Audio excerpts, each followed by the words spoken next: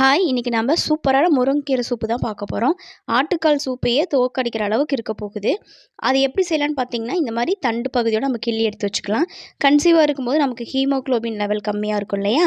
அதெல்லாம் சரி பண்ணிக்கலாம். நம்ம மார்னிங் 8:30க்கும் சாப்பிட்டுக்கலாம். 11:00க்குமே இந்த சூப் வந்து நம்ம குடிச்சுக்கலாம். கொஞ்சமா எண்ணெய் ஊத்திட்டு, ஒரு 10 டூ 15 சின்ன வெங்காயத்த 1க்கு 2ஆ தட்டி நம்ம எண்ணெயில போட்டுக்கலாம். ஒரு 4 பல்லு பூண்டு, ஒரு துண்டு இஞ்சியும் எண்ணெய்க்குள்ளேயே போட்டு நல்லா வதக்கிக்கலாம். இந்த சூப்பை யார் வேணாலும் குடிக்கலாம்.